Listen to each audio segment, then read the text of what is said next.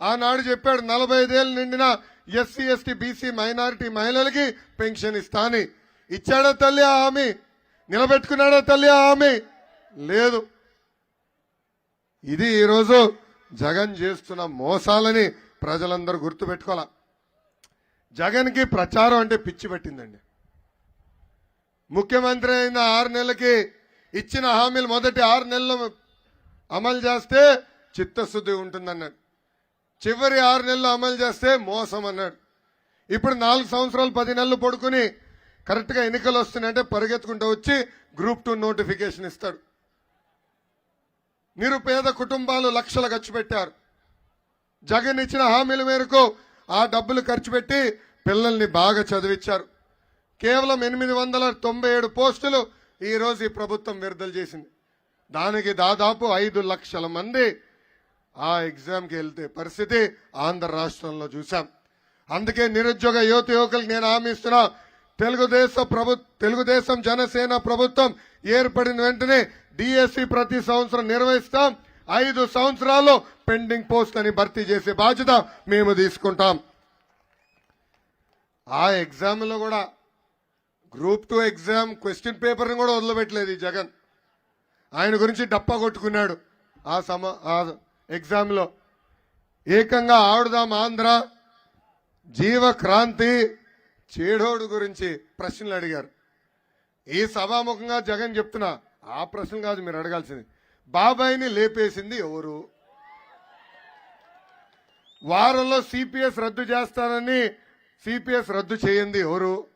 30 లక్షలు ఇల్లు కట్టి మహిళల పేరుతో రిజిస్టర్ చేస్తానని చెప్పి మాట తప్పిన ముఖ్యమంత్రి ఎవరు అని మీరు ఆ ప్రశ్నలు రాస్తుంటే 5 లక్షల మంది పాపం నిరుపేద కుటుంబాలకు చెందిన పిల్లలు ఆ ఎగ్జామ్ ఎవరికైతే వచ్చారో వాళ్ళు సరైన సమాధానం చెప్పేవారని ఈ సభాముఖంగా జగన్ చెప్తున్నా.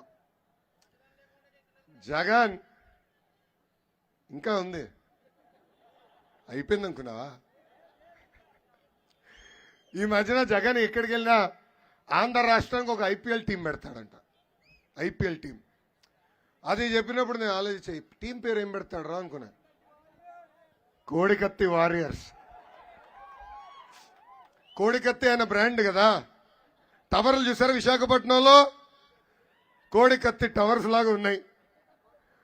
2 కత్తులు నీట్గా తీసుకొచ్చి పెడితే ఎలా ఉంటుందో అలా ఉంది కోడికత్తి టవర్స్. దాని తర్వాత ఈ క్రికెట్ మ్యాచ్లో ప్లేయర్స్ ఎవరు అని ఆలోచించా. అప్పుడు నాకు అర్థమైంది, సీనియర్ బ్యాట్స్మెన్ అవినాష్ రెడ్డి. బాబాయ్ని పెట్టి కొట్టాడు కదా అవినాష్ రెడ్డి. Betting star Anil Yadav. అరగంట స్టార్ అంబట్టి. అరగంట స్టార్ అర్థమైంది కదా? అర్థమైందా రాజా? అర్థమైందా రాజా?